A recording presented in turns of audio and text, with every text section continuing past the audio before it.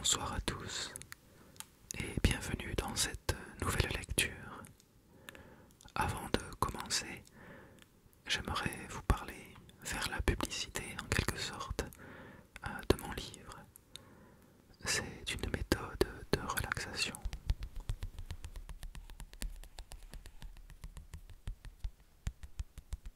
Mais pas uniquement. J'y parle aussi d'habitudes de concentration, d'activités à éviter ou à valoriser pour se protéger du stress. L'objectif de ce livre est simple, vous fournir une méthode de relaxation et tous les outils nécessaires pour être autonome dans votre pratique.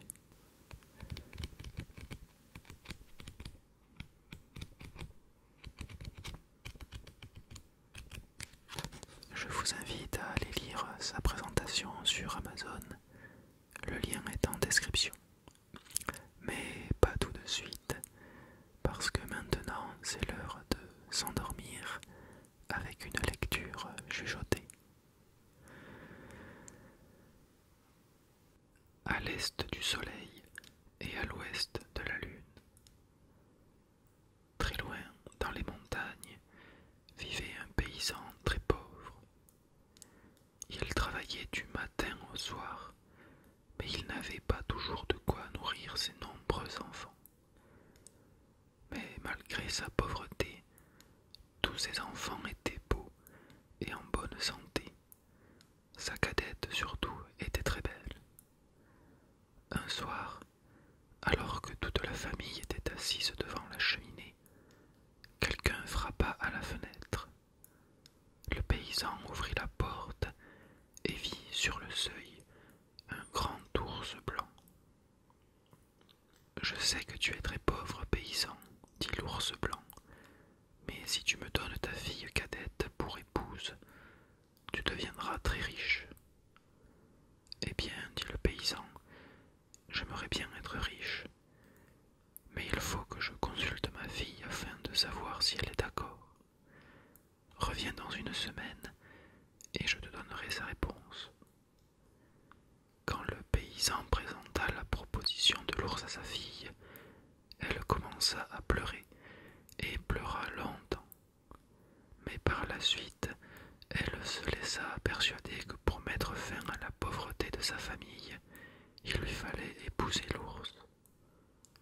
Elle prépara un petit paquet et attendit l'arrivée de l'ours.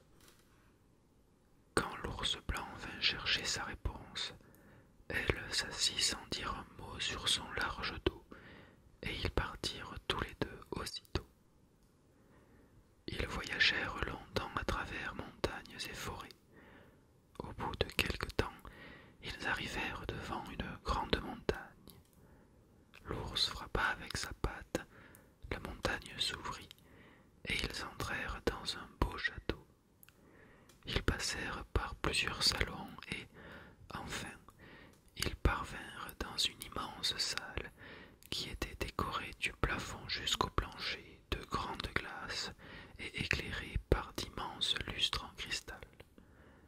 Au milieu de la salle se trouvait une longue table, toute prête pour le festin, avec de nombreux plats présentés sur des magnifiques plateaux d'argent. « Cela te plaît chez moi ?» demanda l'ours. « Oui, c'est très beau, » répondit la jeune fille. L'ours donna alors à la jeune fille une clochette en argent, en lui précisant de la faire tinter chaque fois qu'elle aurait besoin de quelque chose et que son vœu se réaliserait immédiatement. La jeune fille se mit à table. Elle mangea bien, et comme elle était fatiguée après ce long voyage, elle eut envie de dormir.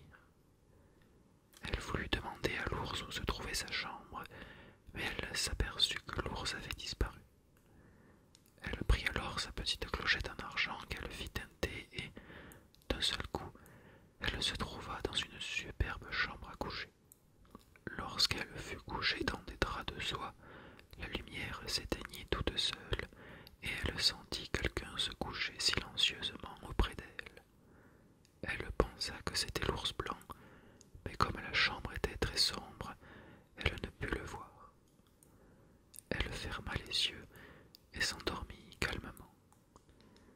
Le matin, il n'y avait personne auprès d'elle, et il en fut ainsi chaque matin à son réveil. Après un certain temps, l'ours blanc lui dit: J'ai remarqué que ces derniers jours, tu étais très triste. As-tu du chagrin?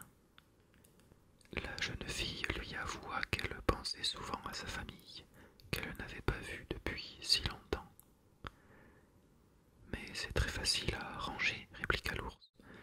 Si tu veux, je t'emmènerai voir ta famille, mais à une seule condition. Il faut me promettre que tu ne parleras pas avec ta mère en tête-à-tête, et je te préviens que si tu ne m'obéis pas, nous serons tous les deux très malheureux. La jeune fille avait beaucoup d'affection pour l'ours, qui était toujours très gentil pour elle, et, pour cette raison, elle lui promit de respecter cette condition. Alors, elle s'assit encore une fois sur le dos de l'ours blanc, et ils partirent pour aller voir les parents de la jeune fille. Ils voyagèrent longtemps, très longtemps. Ils traversèrent des montagnes et des forêts, des ruisseaux et des rivières. Enfin, ils arrivèrent et la jeune fille découvrit à la place de la chaumière de ses parents une très belle ferme. Tu vois, ceci est la propriété de ta famille, dit l'ours. Amuse-toi avec tes frères et sœurs, reste avec tes parents, mais n'oublie pas ta promesse. Je n'oublierai pas, sois sûr, répondit la jeune fille. Dès que les parents, les frères et les sœurs les virent arriver, ils vinrent à leur rencontre. Ils étaient tous bien habillés et avaient l'air très heureux. Ils remercièrent la jeune fille pour tout ce qu'elle avait fait pour eux, mais ils voulurent savoir si elle était heureuse avec l'ours. La jeune fille leur raconta tout ce qu'elle avait fait et leur dit également que l'ours était très bon et qu'elle était très heureuse. Après le déjeuner, la mère proposa à la jeune fille de lui parler en tête-à-tête. La jeune fille ne voulait pas accepter et proposa à sa mère de parler devant tout le monde, car sa fille n'avait rien de secret. Mais la mère insista, et finalement la jeune fille se trouva seule avec sa mère, qui voulait savoir comment était son fiancé ours. La jeune fille avoua qu'elle était désolée de ne jamais voir son fiancé, car il partait toujours avant le lever du soleil. Ne t'inquiète pas, dit sa mère, nous trouverons bien un moyen pour que tu le voies. Et elle donna à sa fille une bougie en lui conseillant de l'allumer la nuit et de regarder son fiancé pendant qu'il dormait. Mais il faut bien faire attention qu'aucune goutte de cire ne tombe sur lui, car cela le réveillerait. La jeune fille prit la bougie et la cacha bien dans sa poche. Le soir, l'ours vint la chercher et ils prirent le chemin du retour. Dès qu'ils furent arrivés dans le château de l'ours, celui-ci demanda à la jeune fille si elle avait respecté la condition. La jeune fille lui répondit que non, et avoua en même temps le conseil que sa mère lui avait donné. « Si tu suis ce conseil, nous serons malheureux tous les deux, dit l'ours blanc. Non, je ne veux pas que nous soyons malheureux. Je t'obéirai, lui promit la jeune fille. La nuit qui suivit, tout se passa comme d'habitude. Dès que les lumières se furent éteintes, la jeune fille sentit quelqu'un s'allonger auprès d'elle, et qui bientôt s'endormit. Et c'est à ce moment-là que la jeune fille fut vaincue par sa curiosité. Elle prit la bougie, l'alluma, et quelle ne fut pas sa surprise de voir qu'à côté d'elle dormait un très beau jeune prince. Il était tellement beau que la jeune fille ne put se dominer et qu'elle l'embrassa. Mais en l'embrassant, 3 gouttes de cire tombèrent sur la chemise de soie du prince, ce qui le réveilla. Après avoir constaté ce qui s'était passé, il commença à se lamenter. « Malheureuse, pourquoi tu fais cela? Maintenant notre bonheur est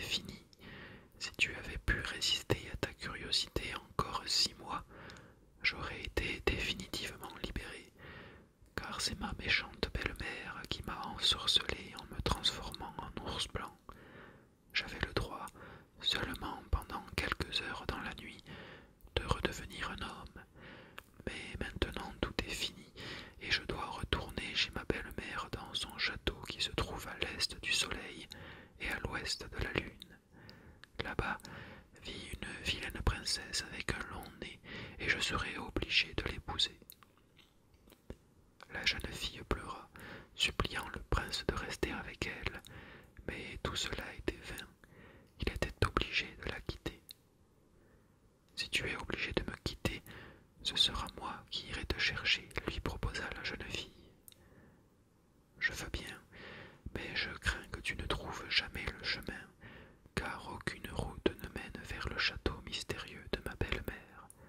C'est très loin, c'est très, très loin.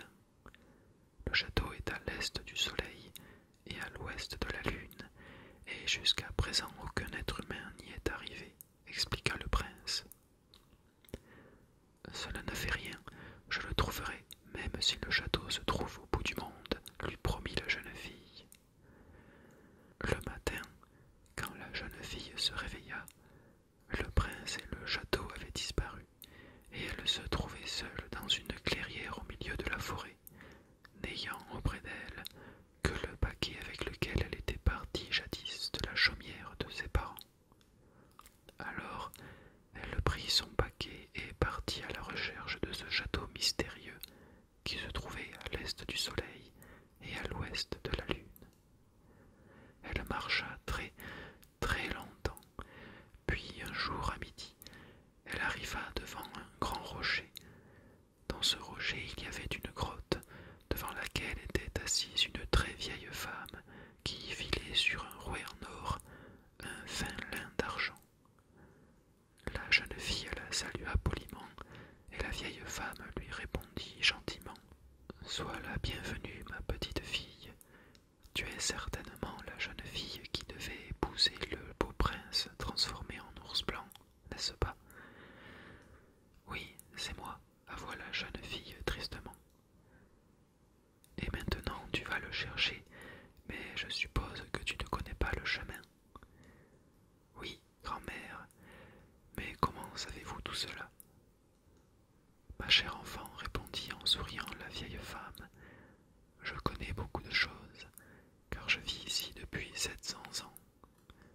Malheureusement, je n'ai jamais entendu parler de ce château que tu cherches et qui se trouve à l'est du soleil et à l'ouest de la lune. » Lorsque la jeune fille entendit cela, elle fondit en larmes. « Mais, ma petite, il ne faut pas te décourager, lui dit en la consolant la vieille. J'ai 4 fils qui volent à travers le monde entier. Je suis certaine que l'un d'eux saura où se trouve le château que tu cherches. Chaque jour, avant leur départ, ils viennent me voir pour me dire ce qu'il y a de nouveau. Va te coucher pour le moment, tu es certainement fatigué et affamé après le voyage que tu as fait. Rentre dans la grotte, tu y trouveras de quoi manger et un lit pour te reposer. » La jeune fille remercia la gentille vieille femme, rentra dans la grotte et elle y trouva une table sur laquelle le déjeuner était prêt. Elle se mit à manger, mais elle ne se reposa pas. Tout de suite après le déjeuner, elle commença à faire le ménage. Elle nettoya la cheminée, lava le plancher et essuya la poussière partout. La vieille femme la regarda et lui dit avec un gentil sourire : « Tu es une jeune fille très appliquée, et je te remercie d'avoir fait mon ménage. Comme récompense, je te donnerai une quenouille en or. Tu verras qu'elle te sera très utile un jour. » La jeune fille remercia et rangea ce cadeau précieux dans son paquet. Le lendemain matin, elle entendit dans le feuillage des arbres un léger vent. La vieille femme sourit. « C'est certainement mon fils cadet qui s'appelle le vent de l'Est. » Et vraiment, après un léger coup de vent, un jeune homme svelte entra dans la grotte. « Je vois, ma mère, que tu as une visite, embrassant la vieille femme sur le front. Mon fils, c'est une jeune fille qui cherche son fiancé. Il est ensorcelé dans un château qui se trouve à l'est du soleil et à l'ouest de la lune. Ne connais-tu pas le chemin pour aller à ce château? Je ne sais pas. Je ne suis jamais allé aussi loin, mais peut-être un de mes frères le saura-t-il, répondit le vent de l'Est. Il dit au revoir à sa mère et partit. La jeune fille devint triste, mais la vieille femme la consola. Ne sois pas triste, car à midi, mon second fils arrivera, le vent du sud. Il est possible qu'il sache où se trouve le chemin pour arriver au château que tu cherches. La jeune fille fut très touchée par ces mots de consolation et commença, en attendant le second fils, le vent du sud, à faire le pain, qui fut cuit avant midi. La vieille femme en fut très contente, et pour récompenser la jeune fille de son travail, elle lui offrit un cône en or. Tu mérites ce cadeau, j'espère qu'il te sera utile un jour. La jeune fille la remercia et rangea ce cadeau précieux dans son paquet. Tout à coup, les feuilles des arbres remuèrent, le vent chaud se fit sentir, et devant l'entrée de la grotte se présenta un très beau jeune homme. Il embrassa courtoisement la main de la vieille femme et sourit gentiment à la jeune fille. C'est mon second fils, le vent du sud, expliqua la vieille femme, et elle raconta à son fils que la jeune fille cherchait un château mystérieux où se trouvait son fiancé. Mais le vent du sud ne connaissait pas le chemin menant vers le château, qui se trouve à l'est du soleil et à l'ouest de la lune. La jeune fille redevint triste, mais le vent du sud la consola. N'aie aucune crainte, ma belle. Au coucher du soleil, mon frère aîné viendra, et il est possible qu'il connaisse le chemin qui mène vers ce château mystérieux. Dès que le vent du sud fut parti, la jeune fille, pour passer le temps, se mit de nouveau au travail. Elle bêcha le gazon devant la grotte et y vit des plates-bandes dans lesquelles elle planta des fleurs pour réjouir la vieille femme de leur couleur une fois épanouie. Cela émut la vieille femme qui, touchée, donna à la jeune fille une bobine en or en disant « Garde ce cadeau, tu verras qu'un jour il te sera très utile. » La jeune fille la remercia et rangea la bobine en or dans son paquet. Après le coucher du soleil, un vent froid se leva, et d'un seul coup un homme âgé, avec une grande barbe qui ondulait sous la force du vent, s'arrêta à l'entrée de la grotte. C'était le troisième fils de la vieille femme, le vent de l'ouest. Rapidement, il caressa les cheveux de sa mère et s'apprêta à repartir tout de suite en disant qu'il était pressé. Mais la vieille femme le retint et lui demanda s'il ne connaissait pas le chemin qui mène vers le château qui se trouve à l'est du soleil et à l'ouest de la lune. Le vent de l'ouest ne connaissait pas ce chemin, mais il se souvint qu'un jour son frère aîné, le vent du nord, lui avait parlé de ce château. Il se retourna vers la jeune fille. « Si tu veux, ma belle, assieds-toi sur mes épaules, et je te porterai chez mon frère. J'espère qu'il sera encore chez lui, car il ne part que vers minuit. » La jeune fille dit au revoir à la vieille femme qui avait été si gentille avec elle, prit son paquet et s'assit sur les épaules du vent de l'ouest. Ils voyagèrent longtemps, survolant les montagnes et les forêts, les rivières et les lacs, et vers minuit, ils arrivèrent sur un rocher au bord de la mer. C'était là qu'habitait le vent du nord. « Qui vient avec toi ?» dit brièvement une voix mystérieuse, et tous les deux sentirent son souffle glacial. Le vent du nord était un grand vieillard qui avait les cheveux blancs givrés et une longue barbe pleine de glaçons. « Mon frère, pourquoi es-tu si morose ?» demanda le vent de l'ouest.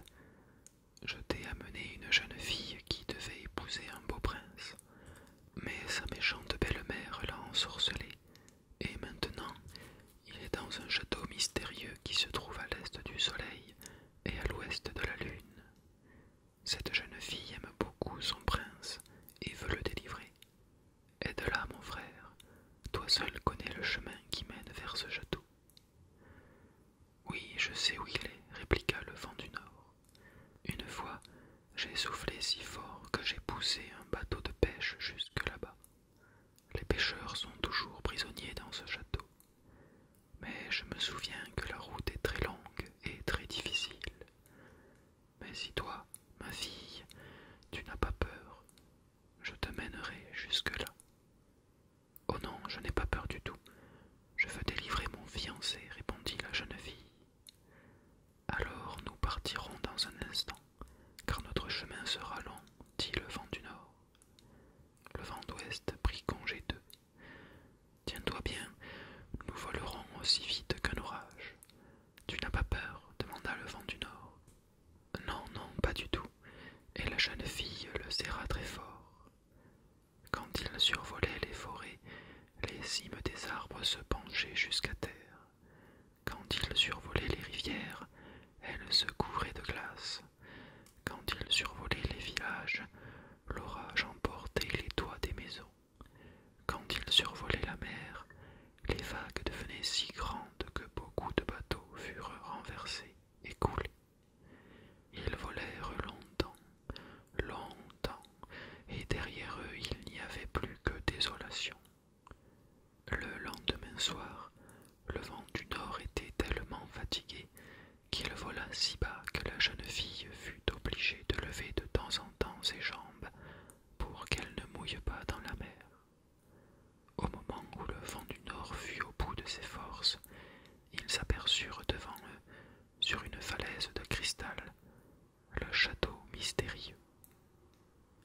Voilà le château qui se trouve à l'est du soleil et à l'ouest de la lune, expliqua le vent du nord, et, utilisant ses dernières forces, il se posa sur le bord de la mer. La jeune fille remercia le vent du nord, mais celui-ci était tellement épuisé qu'il ne répondit même pas. Il s'allongea sur un rocher où il dormit pendant 3 jours. Le lendemain, la jeune fille se rendit devant le château et sortit de son paquet la quenouille en or. La vilaine princesse, avec son long nez, la vit par la fenêtre et l'appela pour savoir combien elle voulait vendre cette quenouille en or. Elle n'est pas à vendre, répondit la jeune fille. Je réaliserai tout ce que tu souhaites si tu me donnes cette quenouille en or, supplia la princesse au long nez. Si tu me laisses une nuit toute seule avec le prince, la quenouille est à toi. Pourquoi pas, consentit la princesse. Je veux réaliser ton vœu. Elle prit la quenouille, et le soir venu, elle fit entrer la jeune fille dans la chambre du prince. Mais le prince dormait très profondément, car la princesse au long nez lui avait donné une boisson renfermant un somnifère. La jeune fille lui parla toute la nuit, le supplia de la regarder, mais en vain, le prince ne se réveilla pas.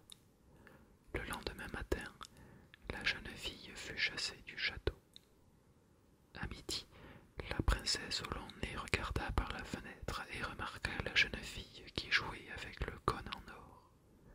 Elle descendit vers elle et demanda ce que la jeune fille voulait en échange de ce cône en or.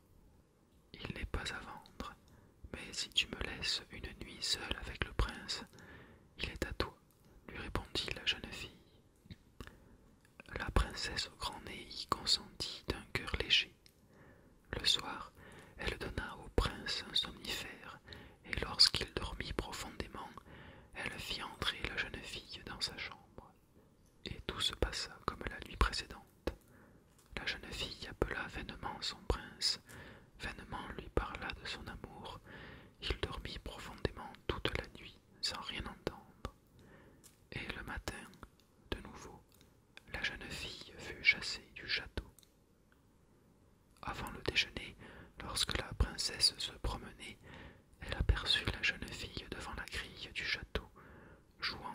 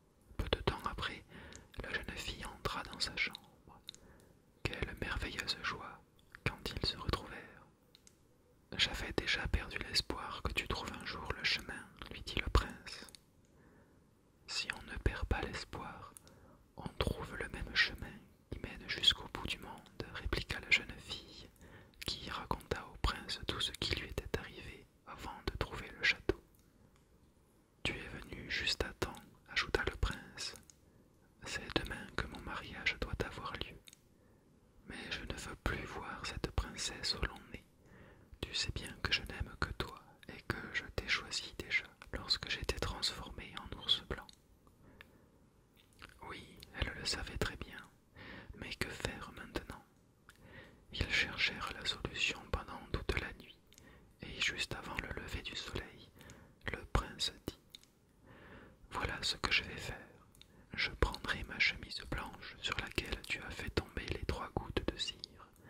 Je déclarerai que j'épouserai la fille qui sera capable de les enlever. Je suis sûr que ce sera toi qui réussiras. » À ce moment-là, le premier coq chanta et la princesse au long nez arriva et chassa la jeune fille de la chambre du prince. Pendant le petit déjeuner, le prince déclara solennellement qu'il se marierait seulement quand il aurait trouvé une jeune fille qui puisse enlever les 3 taches de cire fixées sur sa chemise de mariage, afin que celle-ci devienne blanche comme de la neige fraîche.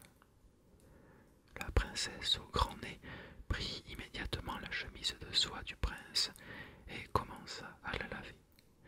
Mais plus elle insistait sur les taches, plus elle mettait du savon, plus les taches devenaient visibles et noirâtres. « Laisse-moi faire, maladroite, » s'écria la belle-mère, et elle se mit à laver la chemise elle-même. Elle lava sur un fouloir en or, la savonna longtemps et la rinça sur un cuvier d'argent. Mais lorsqu'elle essora la chemise, celle-ci était aussi noire que si l'on avait utilisé pour l'essuyer toutes les cheminées du château. « Vous ne connaissez rien du tout, et vous avez abîmé la chemise de mariage, » se fâcha le prince. « J'ai dit que j'épouserais la seule qui pourrait me rendre ma chemise aussi blanche que la neige fraîche. » La belle jeune fille, qui se présentait derrière la porte, entendit les paroles du prince et lui proposa d'essayer de laver sa chemise. Elle prit la chemise toute souillée du prince et partit sur le bord de la mer. La belle-mère et la princesse au long nez la suivaient et l'injuriaient. Mais la belle jeune fille n'en tint pas compte. Dès qu'elle trempa pour la première fois la chemise dans l'eau de mer, celle-ci redevint d'un seul coup propre. Dès qu'elle trempa pour la deuxième fois la chemise dans l'eau de mer, les taches de cire disparurent. Et quand elle trempa la chemise pour la troisième fois dans l'eau de mer, celle-ci devint blanche comme la neige fraîche. Le prince poussa un cri de joie et vint à la rencontre de la jeune fille avec les bras grands ouverts. La belle-mère ainsi que la princesse au long nez maudirent la mer et crachèrent dans les vagues, car elles étaient mécontentes que la mer eût aidé la jeune fille pauvre à obtenir la main du prince. Les bruits de leurs cris arrivèrent jusqu'aux oreilles du vent du nord, qui se reposait encore sur le rocher, sur lequel se trouvaient également les 2 femmes. Il souffla très fort, une grande vague s'éleva et emporta les 2 femmes méchantes au fond de la mer. Depuis, plus jamais personne ne les a revues. Le prince prit sa fiancée par la main et ils allèrent ensemble remercier le vent du nord. « Demain, nous célébrerons notre mariage et nous serions tous les 2 très heureux si tu étais avec nous, » dit gentiment le prince au vent du nord. Mais le vent du nord lui répondit qu'il avait perdu beaucoup de temps en se reposant et qu'il devait reprendre vite le chemin du retour. « C'est dommage, » regretta la future mariée, qui ajouta d'une voix douce: « Mon cher vent du nord, ne pourrais-tu pas prendre avec toi les pêcheurs que tu as poussés jadis par ton souffle jusqu'ici? Sois gentil, ramène-les chez eux, ils te seront très reconnaissants. » Le vent du nord fut d'accord, et les pêcheurs se préparèrent à partir. Bientôt, après quelques rafales du vent, ils disparurent sur l'horizon. On raconte que le prince et son épouse vivent encore dans ce château qui se trouve à l'est du soleil et à l'ouest de la lune, mais personne ne peut le certifier, car ce château est tellement loin qu'aucun être humain n'a pu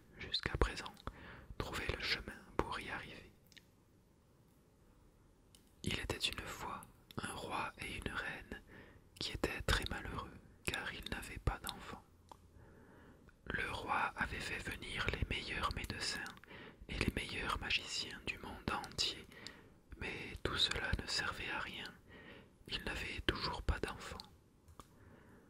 Un jour, un homme bizarre vint à la cour. Il avait l'air maladif et son corps, tout maigre, était enveloppé dans un vêtement noir. Il ressemblait à un mort. Pour cette raison, tout le monde le fuyait, et c'est ainsi que cet homme bizarre arriva très facilement jusqu'au roi. « Qui es-tu et pourquoi es-tu venu » demanda le roi en regardant avec inquiétude son curieux visiteur. « Je m'appelle Gurt et j'arrive de l'île de glace pour vous aider. »« Tu veux dire qu'un jour j'aurai un descendant ?» lui dit le roi sans lui laisser finir son explication. Quand Gurt lui répondit affirmativement, le roi oublia toute son inquiétude. « Je te donnerai la moitié de mon royaume si tu réussis à réaliser notre désir, proposa-t-il à Gurt. Mais Gurt lui répondit « Je ne demande pas tout cela. Je te demande seulement de devenir ton premier conseiller, car pour réaliser ton désir, je dois être sans cesse tout près de la reine. » Et c'est ainsi que Gurt devint l'homme presque le plus puissant de tout le royaume, car il suivait constamment la reine comme une ombre. Tout le monde le craignait, mais en même temps, tout le monde attendait pour savoir s'il réaliserait ce qu'il avait promis. Un jour, quand la neige commençait à tomber, il gela si fort que les oiseaux s'abattirent morts à terre. La reine était en train de regarder par la fenêtre lorsqu'elle vit tomber dans la neige un corbeau dont le bec était tout ensanglanté. « Ah, si je pouvais avoir une fille comme cela, soupira la reine. Avec les joues blanches comme la neige, les lèvres rouges comme du sang, et les cheveux noirs comme les plumes de ce corbeau. Tout cela se réalisera bientôt, madame, répliqua Gurt, et il ajouta pour lui-même à voix basse. Et tu la haïras jusqu'à la mort. Peu de temps après, la prédiction du conseiller se réalisa. La princesse Ingeborg vint au monde et, depuis sa toute première jeunesse, elle fut la plus belle princesse qu'on eût pu imaginer.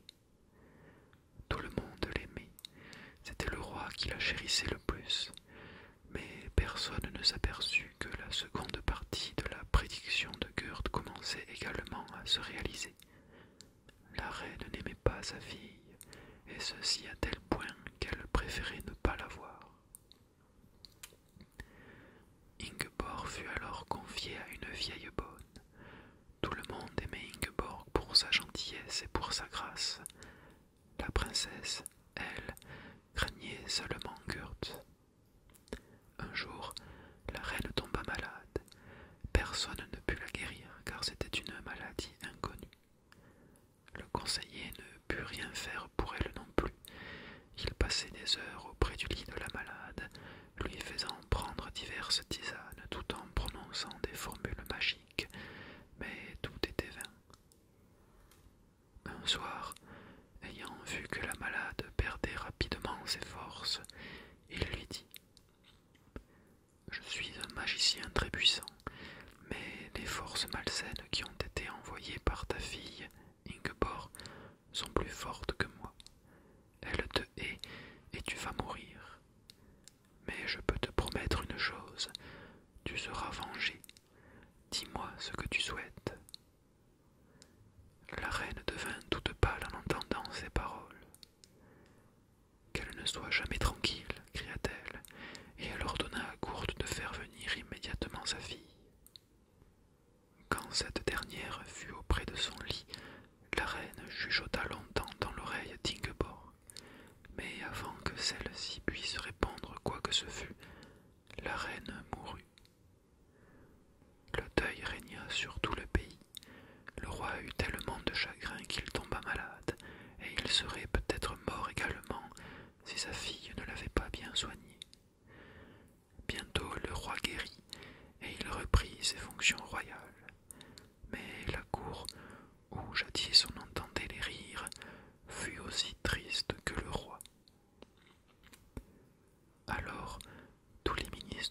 rois se mirent à réfléchir pour savoir comment remédier à cette situation. Ils décidèrent d'aller de par le monde pour trouver une nouvelle épouse au roi. Ils montèrent à bord d'un vaisseau et leur voyage commença. Ils naviguèrent longtemps, ils visitèrent beaucoup de pays où les femmes étaient belles comme la pleine lune, mais ils ne purent jamais se mettre d'accord sur celle qu'ils devaient choisir. Ils traversèrent ainsi le monde entier et il ne resta plus que l'île de glace. Là, il faisait si froid que les messagers s'empêtrèrent dans leurs manteaux de fourrure, souhaitant plutôt retourner tout de suite dans leur pays, toutes voiles déployées. Pour cela, ils furent tout heureux que le vent favorable chassât leur vaisseau justement à la ville royale. Le souverain de l'île de glace les reçut avec tous les honneurs, et quand ils lui expliquèrent pourquoi ils venaient, il leur dit « Je n'ai plus personne, sauf ma fille Hilda, et je serai content qu'elle devienne l'épouse de votre roi. J'ai peur que, si elle reste à l'île de glace, elle ne suive le sort de son frère. » « Qu'est-il arrivé à ton fils, Seigneur ?» voulurent savoir les ministres. Un jour, il y a de cela plusieurs années, il est parti dans les montagnes et il n'est jamais revenu. Il est possible qu'il ait été la victime des animaux sauvages ou qu'il soit mort sous une avalanche. Mais les pêcheurs racontent que, dans les montagnes vit un méchant sorcier. C'est lui, dit-on, qui aurait provoqué ce malheur. Les ministres écoutèrent l'histoire que le roi leur raconta et, peu de temps après, ayant trouvé sa fille Hilda très jolie, ils prirent avec elle le chemin du retour. Après le mariage royal, la nouvelle reine dissipa rapidement le chagrin du roi. Elle fut gentille avec tout le monde et, surtout, elle essaya de conquérir sa belle-fille Ingeborg. Mais celle-ci la fuyait dès qu'elle le pouvait. Depuis la mort de sa mère, elle était devenue la princesse la plus triste du monde entier. Hilda essaya vainement de découvrir la raison de son chagrin. Un jour, elle invita Ingeborg à faire une promenade dans la forêt. Elles marchèrent longtemps, traversant des rivières et des champs de bruyères, jusqu'à ce qu'elles arrivassent devant un profond ravin. « Je suis si malheureuse que j'ai bien envie de sauter dans ce ravin, » geignit la princesse. Mais sa belle-mère l'embrassa gentiment et lui dit doucement « Dis-moi ce qui te chagrine, tu verras que je t'aiderai. » Et la princesse se mit à parler. « Avant que ma mère ne meure, quelqu'un lui a dit que j'étais cause de sa maladie. Et juste avant de rendre l'âme, elle m'a maudite pour que je ne sois plus jamais tranquille. Elle m'a dit que je tuerais un homme, que je mettrais le feu au palais royal et que j'épouserais un terrible animal sauvage. Après, je serais brûlée vive sur un bûcher. Malheureusement, les malédictions des mourants se réalisent toujours. Nous ne pouvons rien faire contre cela, ajouta tristement la reine. Mais nous changerons tout cela. Regarde, Ing, dit-elle en ouvrant la main et en présentant dans sa paume une petite fleur blanche. Ceci est la fleur de vérité, qui est si puissante qu'elle détruit tout le mal. Fais attention à ce que je vais te dire maintenant. Je vais planter cette fleur au sommet de ce rocher escarpé, et tu déclareras partout que tu n'épouseras personne d'autre que celui qui arrivera à arracher cette fleur et à te l'apporter. Tu sauras la suite plus tard.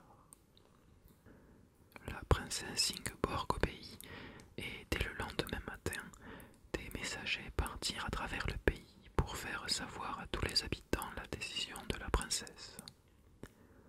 Peu de temps après, de nombreux étendards bariolés flottèrent au château. Des candidats venus de tout le royaume se présentèrent. Il y avait des princes et des ducs, des comtes et des barons, et même des chevaliers errants. Des équipages carruages luxueux envahirent la cour, et dans les écuries royales, on voyait les chevaux les plus rasés. Cela n'avait rien d'étonnant, car Ingeborg était la plus belle princesse du monde. Mais très tôt, ils découvrirent tous qu'il n'était pas très facile de cueillir la fleur blanche. Le rocher était lisse comme de la glace, et aucun des prétendants ne put grimper jusqu'au sommet. Combien de fois jetèrent-ils sur le sol, et combien de fois d'on compté jusqu'ici de nez cassés. Mais comme personne ne fut gravement blessé, ce fut un grand divertissement pour tous, et même la princesse rit de bon cœur. Mais elle cessa de rire quand le conseiller Kurt demanda, lui aussi, la permission d'essayer de cueillir la fleur blanche. Ingeborg observa avec inquiétude que facilement il s'élevait mètre par mètre. Il eut un sourire méchant et, plus que jamais, il ressemblait à la mort. Il arriva vite au sommet. « Je me réjouis à la pensée de notre futur mariage, ma petite princesse, » cria-t-il victorieusement, et il tendit la main pour cueillir la fleur blanche. Mais, malgré tous les efforts qu'il déploya, il n'arriva pas à arracher la fleur. Il essaya encore une fois de toutes ses forces. Brusquement, la fleur se détendit comme un ressort. Kurt perdit l'équilibre et tomba dans la mer. Les vagues se levèrent, mugirent, puis se calmèrent. Le méchant conseiller avait disparu à jamais dans la mer. Tout le monde fut pétrifié de peur, et dès qu'ils eurent repris leur souffle, tous ces princes, ducs, comtes, barons et chevaliers rejoignirent rapidement leurs chevaux et équipages pour repartir aussitôt chez eux. Quel mauvais sort la princesse Ingeborg voulait-elle jeter sur eux? Seule, la reine dit à voix basse à sa belle-fille. Kurt n'a obtenu que ce qu'il méritait, mais tout n'est pas encore gagné. Tiens, je te donne une pelote de fil. Si tu devais aller n'importe où, déroule le fil derrière toi, et quand tout ira mal pour toi, appelle-moi. Là-dessus, la reine partit et Ingeborg se dirigea vers sa chambre. Au milieu de la nuit, elle fut réveillée par d'étranges bruits de pas dans le couloir. Puis, d'un seul coup, la porte s'ouvrit et sur le seuil de celle-ci, elle vit un être laid qui ne ressemblait pas du tout à un être humain. Entre ses deux joues toutes noires, on distinguait un nez crochu comme un bec d'oiseau. Dans sa bouche grande ouverte, luisaient des dents affreuses, et au lieu de cheveux sur la tête, il avait de longs poils gris. Il portait une veste d'écailles de poisson et un pantalon en cuir, mais au lieu de pieds, il avait des sabots de cheval. La princesse, paralysée par la peur, découvrit avec horreur que ce visiteur étrange tenait dans sa main une petite fleur blanche. « Je suis venu te chercher pour que tu deviennes ma femme, » dit le monstre d'une voix douce. « C'est moi qui ai cueilli la fleur de vérité, et je veux t'emmener dans ma maison. » Ingeborg sortit de son lit abasourdie. « La malédiction de ma mère continue, » pensa-t-elle, et elle suivit, obéissante, le monstre vers la porte. Au dernier moment, elle se souvient de la pelote de laine que la reine lui avait offerte. Elle la prit, la cacha sous sa robe, et dès qu'ils sortirent par la porte, elle commença à dérouler le fil. Ils marchèrent longtemps dans une sombre forêt. Les hiboux ululaient, des feux follets dansaient autour d'eux et des marécages, comme les bras d'une grande pieuvre, la boue s'écoulait en murmurant. Malgré tout cela, le monstre tenait la princesse en sûreté, tout en suivant un sentier sec. Enfin, ils arrivèrent devant une petite chaumière. La jeune fille était tellement fatiguée qu'elle entra sans hésitation. Pendant le temps que son fiancé allumait le feu, elle s'allongea sur un lit de chêne et s'endormit immédiatement. Le matin, au réveil, lorsqu'elle découvrit l'affreux visage noir de son fiancé, elle poussa un cri de terreur, mais celui-ci lui dit « Je pars, et tu ne me reverras qu'après le coucher du soleil. Si tu tentais de partir, tu ne me reverrais plus jamais. » Il partit, et Ingeborg resta seule. Combien elle aurait souhaité se retrouver chez elle, mais la fleur de vérité lui avait donné ce monstre pour fiancé pour toujours.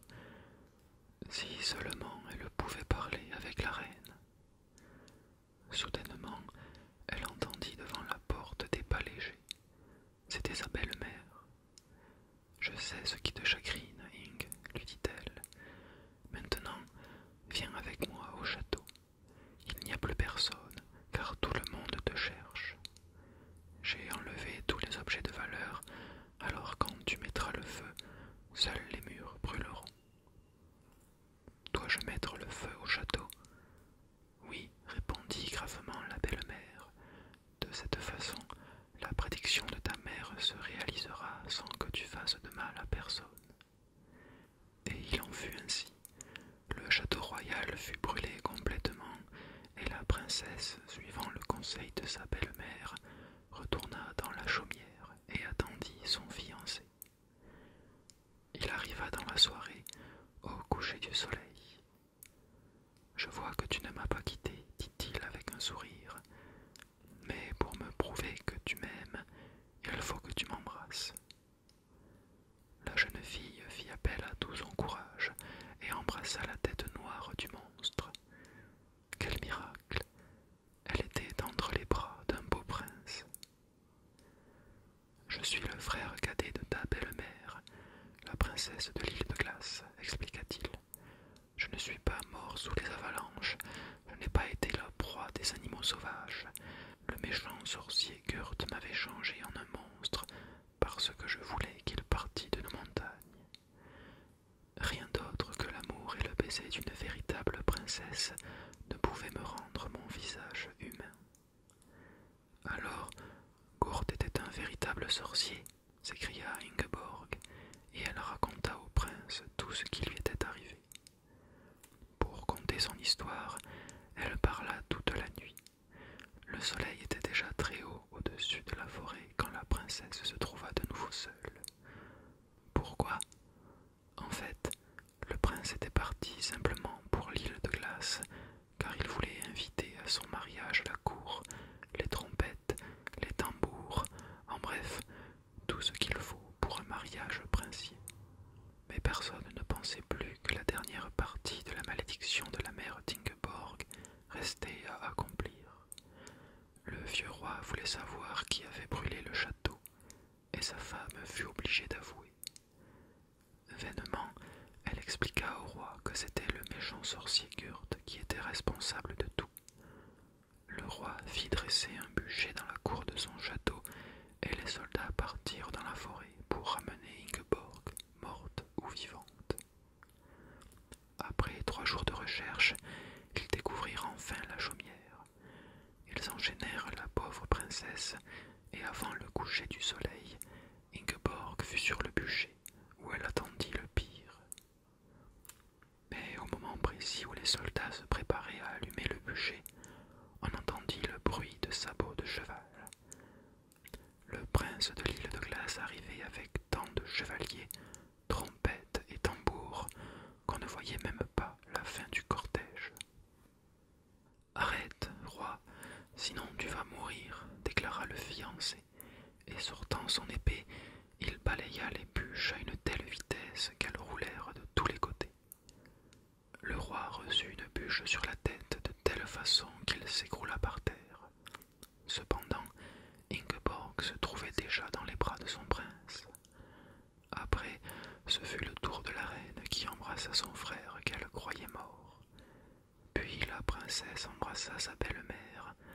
Tout le monde s'embrassa, et le roi, assis par terre, une grosse bosse au front, comprit tout. Il fit un signe, et les tambours ainsi que les trompettes jouèrent un air de fanfare. Tout le monde fut tellement content que la fin de ce conte fut oubliée, et c'est la raison pour laquelle, moi aussi, je l'ignore. Le loup qui voulait se confesser. C'était il y a très longtemps. Le loup se sentait mal à l'aise. Il traînait dans la forêt, sa tête touchant presque le sol et ses jambes étant comme du plomb. Mais personne n'avait pitié de lui. Chacun de loin le fuyait. Seul le geai, car c'est un oiseau auquel rien n'échappe, poussa des cris. Tu as mangé beaucoup d'agneaux, oui, oui, et tu n'as pas la conscience tranquille, oui, oui. Tu es un grand voleur. Le loup fit semblant de ne rien entendre, mais il reconnaissait que le geai pouvait avoir raison. Le loup ignorait ce qu'est la conscience, mais précisément cela lui faisait peur, car il craignait qu'il s'agît d'une chose très méchante. Alors, il décida d'aller se confesser dans une église. Le prêtre fut un peu surpris. Il ne lui était jamais arrivé que loup lui demandât de se confesser, mais il pensa qu'il n'avait pas le droit de refuser l'absolution au loup. Il prit place dans le confessionnal et demanda à ce visiteur inhabituel ce qui l'oppressait. « Je ne me sens pas très bien.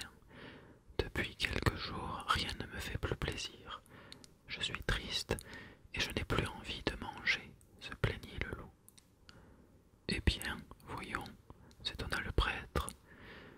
Quelquefois, j'ai l'impression de traîner une grosse pierre derrière moi et j'ai peine à marcher, se confessa le loup.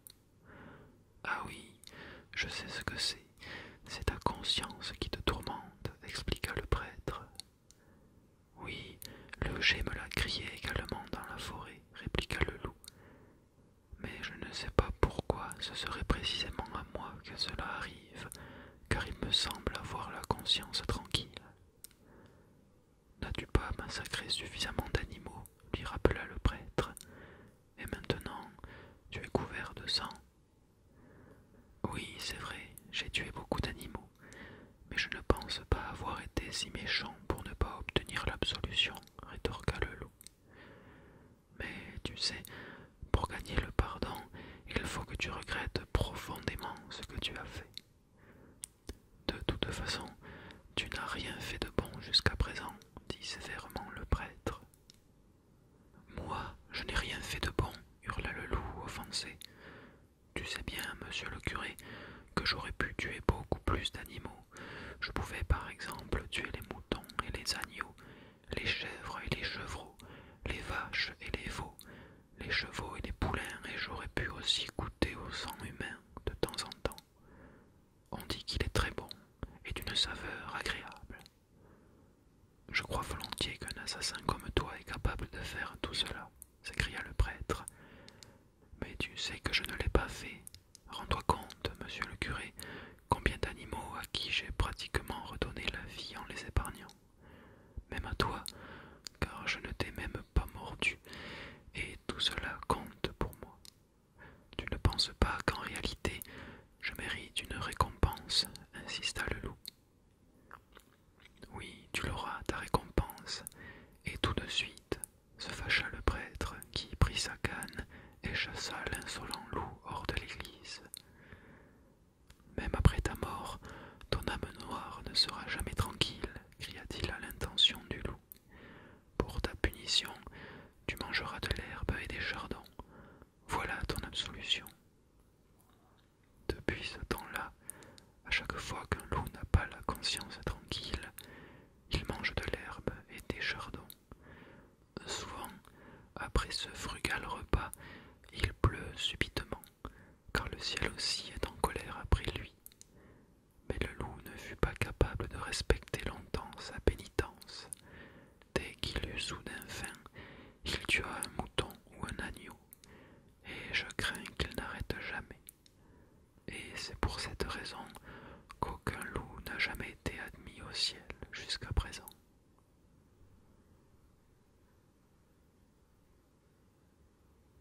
Il était une fois un vieillard qui avait 3 fils. Lorsqu'il sentit que la fin de sa vie approchait, il appela ses fils auprès de son lit et leur dit : « Je sais que mes jours sont comptés. Malheureusement, je ne vous laisse pas beaucoup de choses comme héritage, uniquement la chaumière et le verger qui est derrière. Quand je fermerai les yeux, vous ferez le partage, mais je peux vous révéler maintenant que, dans le verger, il y a un pommier qui donne des pommes rendant aux champs la santé. » Mais il ne dit pas où était ce pommier miraculeux qui rend la santé. Il avait peut-être oublié de le dire, ou bien il ne l'avait pas dit exprès, car il redoutait que ses fils ne négligent les autres arbres et ne soignent exclusivement que l'arbre miraculeux. Le père mourut peu de temps après, et les 2 frères aînés partagèrent entre le jardin. Au cadet, ils ne laissèrent qu'un seul arbre au milieu du verger. C'était un petit arbre tout tordu, avec l'écorce entièrement fendue, qui ne plaisait à aucun des 2 frères aînés. Un jour, tous 3 apprirent que la fille unique du roi était tombée gravement malade. Le roi avait fait venir les meilleurs médecins, pharmaciens, herboristes, mages et astrologues du monde entier, mais aucun d'eux ne parvenait à guérir la princesse. Elle était de plus en plus malade et de plus en plus faible. Elle ne pouvait même pas se lever de son lit. Vainement, le roi promit sa main et la moitié du royaume à celui qui la guérirait. Les 2 frères aînés se mirent d'accord pour tenter eux aussi leur chance. Le premier qui tenta l'aventure fut le frère le plus âgé. Il prit un panier et cueillit une pomme sur chaque pommier qui se trouvait sur la moitié du jardin. Peut-être y a-t-il parmi elles celle qui guérira la princesse, pensa-t-il, et il partit pour le château royal. La route qui menait vers le château traversait une sombre forêt. Au milieu, il rencontra une vieille femme qui lui dit gentiment : « Bonjour, mon fils, qu'as-tu dans ton panier ? Des champignons ? » « Ne sois pas curieuse, grand-mère, répondit méchamment le jeune homme. Si tu veux le savoir, mon panier est rempli de crapauds et de lézards. Tu as raison, je ne dois pas être curieuse. Oui, c'est bien ça, tu as dans ton panier des crapauds et des lézards, répliqua la vieille femme, et elle reprit son chemin. Quand le frère aîné arriva devant le château, le gardien lui demanda : « Qu'est-ce que tu nous apportes, jeune homme ? » « J'ai dans mon panier des pommes miraculeuses, et avec ces pommes, je peux guérir notre princesse, répondit le frère aîné. « Montre-moi tes pommes, dit le gardien, en soulevant le couvercle du panier. Mais à peine eut-il jeté un coup d'œil, il s'écria : « Tu as de l'audace de te moquer d'un garde royal !» Et il chassa le frère aîné. Du panier tombé par terre, s'échappèrent en effet des grenouilles, des crapauds et des lézards. Durant ce temps-là, le second frère préparait son voyage pour aller guérir la princesse malade. Lui aussi avait cueilli sur chacun de ses pommiers une pomme, et il les avait mises dans un panier avant de prendre le chemin menant vers le château royal. Lui aussi rencontra dans la forêt noire la vieille femme qui lui dit d'une façon aimable : « Bonjour, mon fils, qu'as-tu dans ton panier ?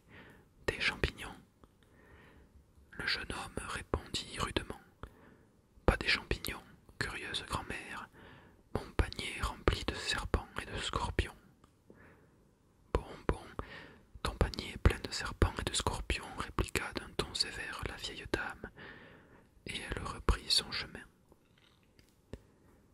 Quand le second frère arriva devant le château royal, il demanda à être présenté immédiatement à la princesse, pour laquelle il apportait des pommes miraculeuses.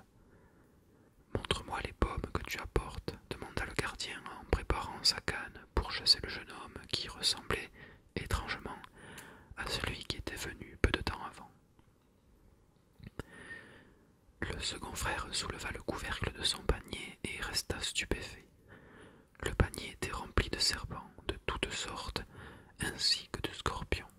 « Je t'apprendrai à prendre au sérieux un garde royal, cria le gardien. gardien en menaçant le second frère de sa canne pour le chasser du château royal.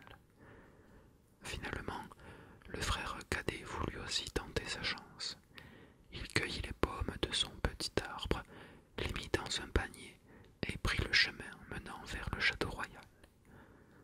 Dans la forêt noire, il rencontra la vieille femme et la salua poliment.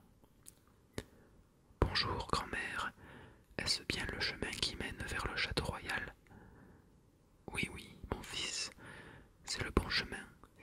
Et dis-moi, qu'as-tu dans ton panier ?»« J'ai dans mon panier des pommes miraculeuses que j'ai cueillies sur l'arbre de santé, grand-mère, » répondit le jeune homme. « C'est très bien, mon garçon. Bon voyage et bonne chance, » lui souhaita gentiment la vieille femme en continuant son chemin. Quand le frère cadet sortit de la forêt, il arriva au bord d'une rivière. Alors qu'il longeait la rivière, il vit, pas très loin de lui, un gros brochet argenté qui se débattait sur le bord. Probablement, une grande vague l'avait rejeté près de la rive, et maintenant il était sur le point de mourir. « Ah, mon pauvre poisson, » dit le jeune homme plaintivement, et il l'aida à rejoindre l'eau profonde de la rivière. Lorsque ce fut fait, le brochet montra sa tête à la surface de l'eau et lui dit avec une voix humaine : « Je te remercie de m'avoir sauvé la vie. J'essaierai de te récompenser. Dès que tu auras besoin de moi, appelle-moi et je viendrai à ton secours. » Le jeune homme continua son chemin et, tout à coup, il aperçut sur la route une touffe étrange, un vieux corbeau luttant à la vie et à la mort contre un essaim d'abeilles. Certainement, si la bataille continue, les abeilles gagneront, bien que le corbeau, en se défendant, en ait tué beaucoup avec son gros bec. Abandonnez cette bataille insensée, vous allez vous tuer réciproquement. Reprenez chacun votre chemin, s'écria le jeune homme, et, à sa grande surprise, les abeilles et le corbeau se séparèrent. Lorsque les abeilles et le corbeau furent complètement séparés, chacun de leur côté lui souhaitèrent un bon chemin et lui promirent leur aide pour le cas où il en aurait besoin. Il suffirait de penser à eux pour qu'ils arrivent à son secours. Peu de temps après, le frère cadet arriva devant le château royal. « Toi aussi, tu apportes des pommes de santé ?» lui demanda le gardien d'un air méfiant. « Oui, » répondit le jeune homme, « j'apporte des pommes qui rendent aux gens la santé. Essayez vous-même si vous le voulez. » Il ouvrit le panier et offrit au garde royal d'en choisir une dans son panier, garnie de belles pommes bien rouges. Le soldat en choisit une, et lorsqu'il l'eut mangée, il se sentit jeune, fort et gai, comme s'il avait rajeuni de plusieurs années. « Ce sont vraiment des pommes miraculeuses, dit-il réjoui. Viens avec moi, je te conduirai directement chez notre princesse malade, et j'espère que tes pommes lui rendront la santé. » Auprès du lit de la princesse, le roi était assis tout triste, la tête entre les mains. Le gardien annonça qu'il amenait un jeune homme qui avait dans son panier des pommes miraculeuses provenant de l'arbre de santé. La princesse prit une pomme et la mangea, et elle put lever la tête. Elle mangea une seconde pomme, et elle put s'asseoir dans son lit. Alors vite, elle en mangea une troisième, et elle descendit de son lit et dansa de joie dans sa chambre. Le roi fut tellement content qu'il ne cacha pas son émotion, et des larmes de joie coulèrent sur ses joues.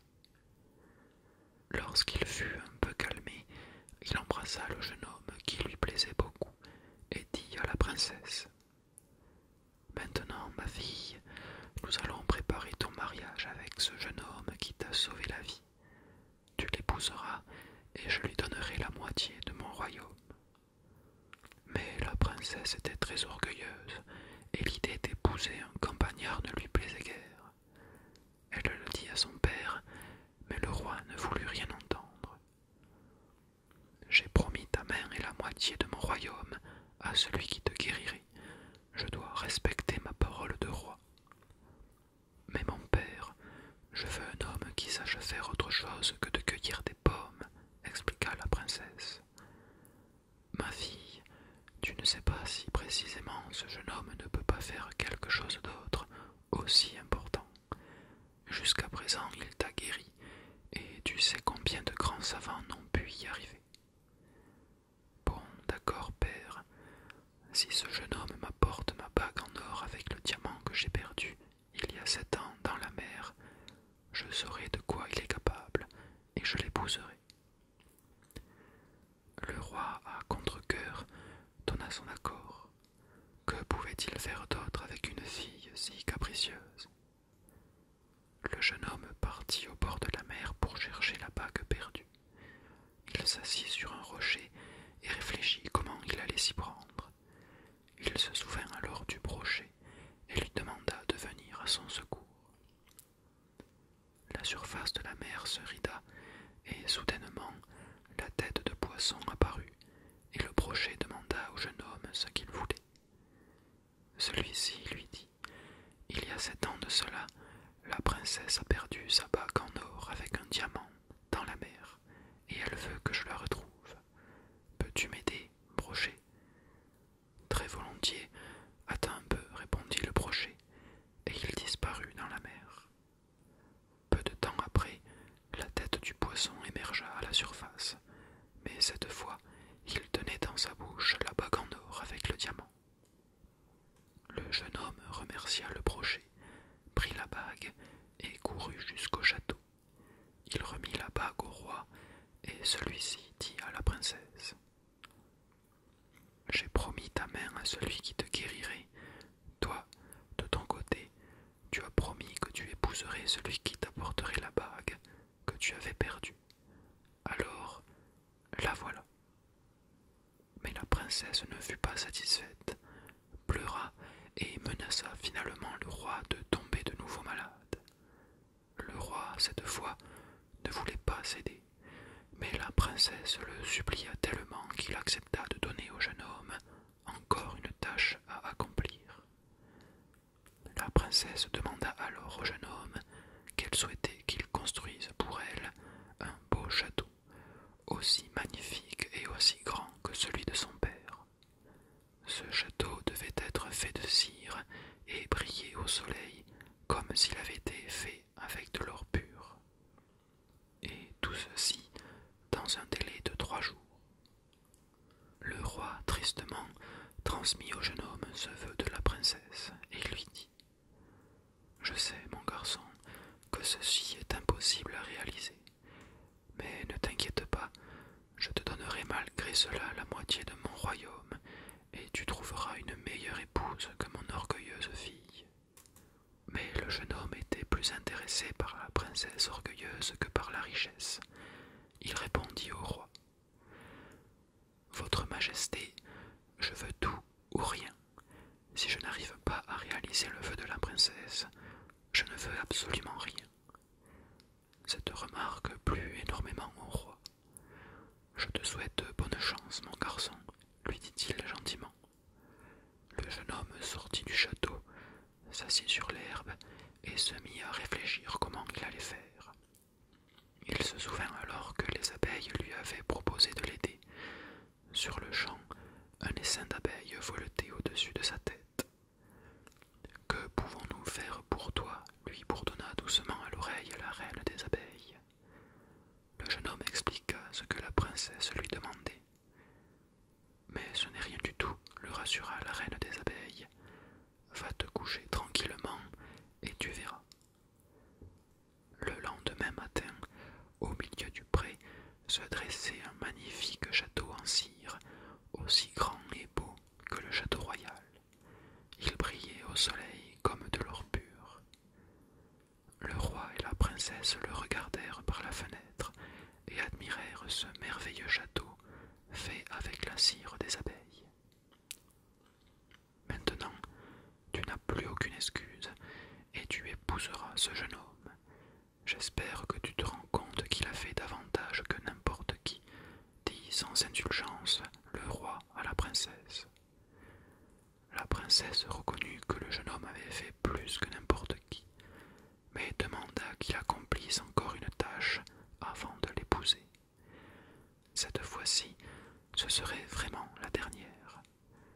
Le roi se mit en colère et menaça sa fille. « Si maintenant tu ne tiens pas ta parole, je te chasserai du château. » Ayant entendu cela, la princesse s'allongea et fit semblant d'être malade. Et avant que le roi revînt à lui, tous les coussins furent trempés de larmes. Alors le roi céda et demanda: « Eh bien, ma fille, quel est ton dernier désir ? » « Je veux que le jeune homme m'apporte la flamme la plus vieille de tout l'enfer. S'il arrive à me l'apporter, je l'épouserai, » dit la princesse en sautant de son lit. Sans dire un mot, le roi lui tourna le dos et fit claquer la porte de telle façon que l'horloge tomba par terre. Le roi trouva le jeune homme et lui communiqua la dernière tâche imposée par la princesse. « Tu sais, lui confia en même temps le roi, je suis fâché. Je lui ai dit que je la chasserais du château si elle te demandait encore quelque chose d'autre. »« Ne t'inquiète pas, roi, » répondit le jeune homme, qui se souvint de son ami Corbeau. Le corbeau est, comme tout le monde le sait, depuis toujours, l'ami du diable. Il appela le corbeau et lui confia ce qu'il devait faire. « N'aie pas peur, » croissa le corbeau, « je ferai pour toi tout ce que je pourrai. » Peu de temps après, le corbeau revint. Il tenait dans son bec la plus vieille flamme de tout l'enfer qu'il donna avec précaution au jeune homme. Celui-ci le remercia, prit la flamme et partit sur le champ pour le château, vers la chambre de la princesse. Mais comme il courait vite, la flamme devint de plus en plus forte, à tel point qu'elle lui brûla la main. Alors il jeta la flamme directement sur les genoux de la princesse orgueilleuse. Celle-ci fut tout de suite enveloppée de fumée. Elle se mit à tousser et, sans doute, elle aurait péri en feu. Au tout dernier moment, elle se leva et se jeta précipitamment dans les bras du jeune homme en le priant de la sauver. Et ceci, il le fit avec le plus grand plaisir. Il serra la princesse très fort dans ses bras et il ne la lâcha plus. Il découvrit que la flamme de l'enfer avait consumé tout l'orgueil de la princesse. Et c'est ainsi qu'un très, très grand mariage fut rapidement célébré. Le roi donna la moitié de son royaume au jeune homme, l'autre moitié à sa fille, en dot.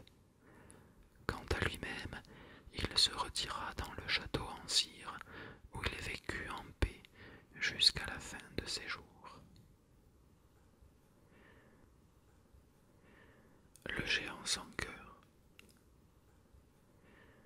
Il était une fois un roi, et ce roi avait 7 fils. Un jour, il les convoqua et leur dit: « Mes chers enfants, je suis déjà vieux, et je voudrais bien que vous vous mariiez. Partez dans le monde entier et cherchez-vous des épouses. Je garderai seulement auprès de moi mon fils cadet, Alvor, pour me tenir compagnie lorsque vous serez tous partis. » L'écuyer du roi choisit dans les écuries royales les 6 meilleurs chevaux, et les princes se mirent en route. Au bout d'un certain temps, ils arrivèrent en pays lointain où régnait un souverain puissant. Ce souverain avait 7 très jolies filles qui avaient l'âge de se marier. Les princes demandèrent au souverain de leur donner ses filles pour épouses, et le souverain ne refusa pas. Mais les 6 princes n'avaient pas oublié leur frère cadet. Ils choisirent pour lui la plus jeune fille du puissant souverain. Elle était belle et fraîche comme une fleur de jasmin, et elle n'hésita pas à accompagner ses sœurs dans un pays lointain où elle espérait voir le prince Alvor. Un beau matin, ainsi que les princesses prirent le chemin du retour.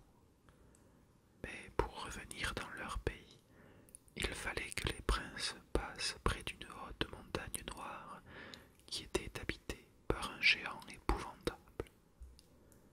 Ils le rencontrèrent et celui-ci demanda au prince de lui donner la plus jeune princesse. Bien sûr, les princes ne voulurent pas, mais comme le géant insistait et qu'il voulait finalement la prendre par la force, les princes sortirent leur épée pour la défendre. Mais le géant ne fit qu'un geste magique avec la main, et d'un seul coup, les princesses et les princes furent pétrifiés. Il n'épargna que la plus jeune princesse, qui l'emmena dans sa grotte. Durant ce temps-là, le vieux roi et son fils cadet attendaient toujours l'arrivée des princes et de leurs fiancés. Au bout d'une année, personne. À la fin de la deuxième année, personne non plus. Alors le prince Alvor projeta d'aller lui-même chercher ses frères. Mais le vieux roi ne fut pas de cet avis. « Reste avec moi, mon fils. Si toi aussi tu me quittes, je resterai tout seul et je serai très malheureux. » Le prince Alvor s'agenouilla devant son père et le supplia de le laisser partir. Il insista tellement que finalement le roi céda. Le roi lui choisit lui-même le cheval, mais son choix se fixa à dessein sur un cheval très faible et très vieux. Comme cela, il n'ira pas loin et je l'aurai bientôt auprès de moi, pensa-t-il. Puis le prince Alvor partit à la recherche de ses frères. Il voyagea longtemps, plusieurs jours et plusieurs nuits, et un jour, il arriva devant un torrent. Comme il cherchait un gué pour passer avec son cheval, il aperçut tout à coup, sur le bord du torrent, une anguille qui avait été rejetée par le courant hors de l'eau. Vite, il remit le poisson dans l'eau. L'anguille émergea de l'eau et dit au prince : « Merci, mon prince, tu viens de me sauver la vie. Mais je n'oublierai jamais ce service. Si tu as besoin de moi, je viendrai à ton secours. » Et elle disparut dans le torrent. Alvor continua son chemin et arriva dans une plaine rocheuse. Là, il aperçut au milieu de la plaine désolée un vautour qui essayait de s'envoler. Mais ses efforts étaient vains, car il était épuisé par la faim. Le prince avait dans sa poche un petit morceau de pain. C'était le dernier, mais sans hésitation, il l'émietta et donna les miettes au vautour. Celui-ci mangea tout, puis il ouvrit ses ailes et s'envola. Il tournoya au-dessus de la tête d'Alvor et lui dit avec une voix semblable à celle des humains : « Merci, mon prince, tu m'as sauvé la vie. Mais je n'oublierai jamais ce service. Si tu as besoin de moi, je viendrai à ton secours. » Le prince continua son chemin et arriva dans une forêt très sombre. En traversant un fourré, il entendit une lamentation. Il se dirigea vers l'endroit où se faisait entendre cette plainte et arriva dans une clairière où il vit un loup tout amaigri qui mourait de faim. Il était tellement faible qu'il ne pouvait même pas se lever. Le prince eut pitié de lui et sacrifia son cheval. Dès que le loup eut mangé à satiété, il retrouva rapidement toutes ses forces. Il se mit sur ses pattes et dit au prince : « Merci, mon prince, pour m'avoir sauvé. Pour te récompenser, je veux te servir fidèlement. Maintenant, j'ai la force de chevaux. Selle-moi et nous partirons chercher tes frères. Je sais où nous les retrouverons. Alvor sella le loup, enfourcha sa nouvelle monture, et ils partirent comme une flèche. Le loup courut vite et longtemps, et ne s'arrêta que devant une grande montagne noire. Nous sommes arrivés, annonça le loup au prince. Dans cette montagne vit un géant qui a transformé tes frères et leurs fiancés en statues de pierre. Je pense que le géant est sorti, mais nous trouverons certainement à l'intérieur une belle et jeune princesse qui est sa prisonnière. Le prince descendit de sa monture et entra dans la montagne. Il traversa les 12 magnifiques salles d'un château souterrain et ce fut seulement dans la 13e salle qu'il trouva ce qu'il cherchait. Le long d'un mur, il découvrit 6 statues en pierre, ses malheureux frères. Le long de l'autre mur, il vit 6 autres statues en pierre, les malheureuses fiancées de ses frères. Devant les statues se tenait debout une jeune fille fraîche comme une fleur de jasmin, qui pleurait silencieusement. La jeune fille était si gracieuse et si belle que Alvor fut immédiatement amoureux d'elle. « Ne pleure pas, princesse, supplia-t-il. Viens avec moi, je t'emmènerai loin de ce méchant géant. » « Mais je ne peux pas quitter mes sœurs pétrifiées, sanglota la princesse. Puis elle ajouta, inquiète. « J'entends le géant qui revient. Sauve-toi le plus vite possible. »« Je ne partirai pas sans toi, décida le prince, et il sortit son épée. Mais la princesse le retint en lui disant « Tu ne pourras rien contre lui, il est invulnérable, car il n'a pas de cœur. Mais maintenant, cache-toi vite ici, dans la cheminée, et sois silencieux. » « D'accord, mais n'oublie pas de demander au géant où il cache son cœur. » Dès que le prince fut caché dans la cheminée, la terre trembla, et immédiatement après, le géant apparut sur le seuil de la porte. Il flaira la pièce et demanda d'un air soupçonneux. « Je sens la chair humaine, dis-moi qui est là. » « Personne, répondit la princesse. Mais attends, je me souviens, ce matin une corneille a fait tomber dans notre cheminée un os humain. Je l'ai jeté immédiatement, mais son odeur a dû demeurer. » Ces paroles tranquillisèrent le géant, qui dîna calmement et partit se coucher. Le lendemain matin, lors du petit déjeuner, la princesse lui dit « Je suppose que cette nuit, tu as fait un mauvais rêve. Tu as gémi et crié que quelqu'un t'avait volé ton cœur. »« Ceci n'est pas possible, répondit le géant avec un sourire, car j'ai bien caché mon cœur. »« Et où ? Très loin, sûrement, questionna la princesse. »« Mais non, répliqua le géant, devant la montagne, il y a un grand rocher de granit. C'est sous ce rocher que j'ai caché mon cœur. » Après le petit déjeuner, le géant s'en alla. Alvor sortit de sa cachette et se mit à la recherche de la roche de granit. Et effectivement, devant la montagne, il trouva cette roche. Il lui fallut toutes ses forces pour déplacer cette roche, mais la cache sous la roche était vide, le cœur n'y était pas. « Cela ne fait rien, dit Alvor à la princesse, en partant cueillir des fleurs dans un pré voisin. Il les apporta à la princesse qui en fit un beau bouquet qu'elle posa sur la roche de granit. Le soir, quand le géant rentra à la maison, Alvor était de nouveau caché dans la cheminée.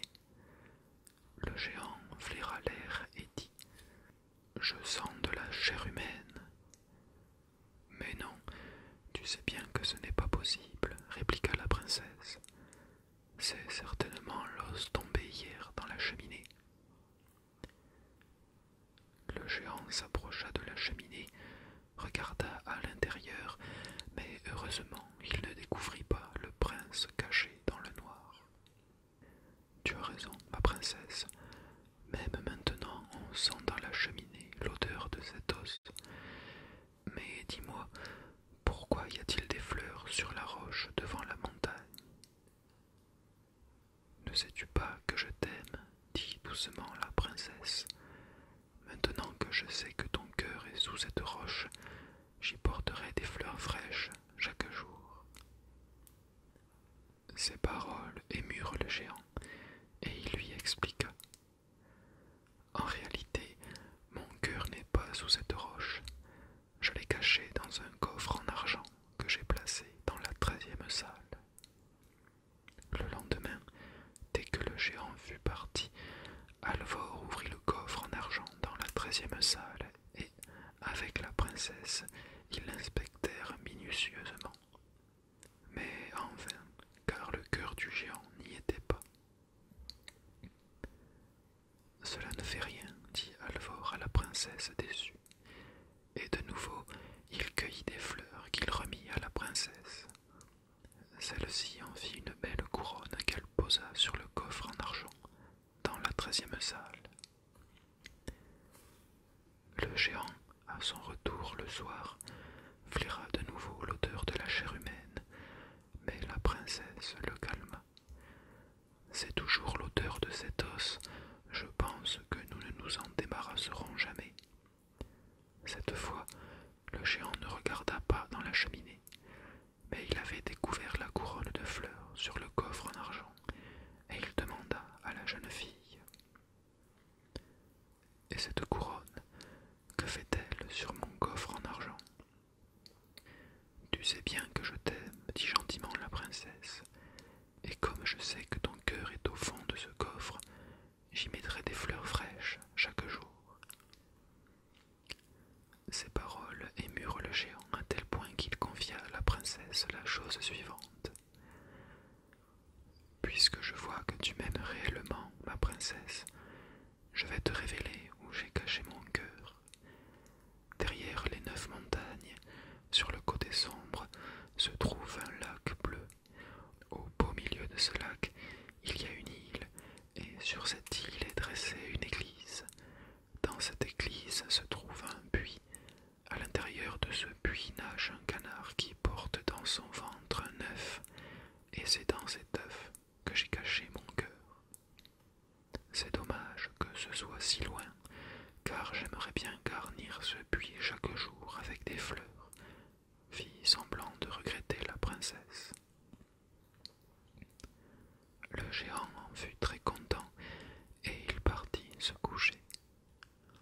Le lendemain matin, immédiatement après le départ du géant, Alvor appela le loup, qui l'attendait fidèlement pendant tout ce temps dans la forêt. Il le scella, dit au revoir à la princesse et partit à la recherche du cœur du géant. Ils voyagèrent longtemps, ils traversèrent 9 montagnes et arrivèrent au bord du lac bleu. Ils nagèrent jusqu'à l'île et découvrirent l'église. Dans l'église se trouvait un puits où nageait un petit canard blanc. Le prince voulut l'attraper, mais dès qu'il tendit la main vers lui, le canard déploya ses ailes et s'envola dehors par une fenêtre demi-ouverte. Mais par hasard, le vautour auquel le prince avait jadis sauvé la vie se trouvait au même endroit. Il se jeta sur le canard, lui fit tellement peur que le canard fit tomber dans les eaux du lac l'œuf qu'il gardait soigneusement. Mais contre toute attente, l'anguille sauvée, il y avait quelque temps déjà par le prince, surgit à la surface du lac avec l'œuf qu'elle apporta dans les mains de Alvor. « Casse cet œuf, ordonna le loup au prince. Le prince obéit et brisa l'œuf.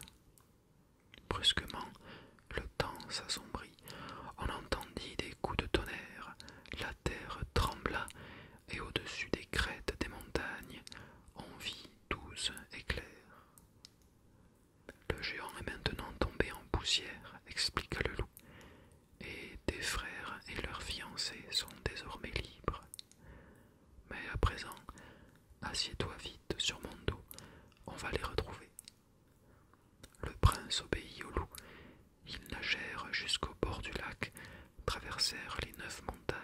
s'arrêtèrent devant la montagne noire où se trouvait le château souterrain du géant.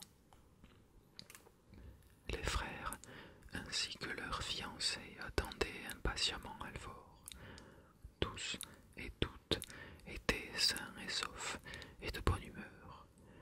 Mais la plus heureuse fut la jeune princesse, belle et fraîche comme une fleur de jasmin, quand Alvor la prit dans ses bras. Puis ils repartirent tous ensemble chez le père des princes, le vieux roi. Celui-ci ne pensait plus jamais revoir ses fils, et il fut si heureux de les retrouver qu'il donna l'ordre à toutes les cloches et clochettes de son royaume de sonner solennellement.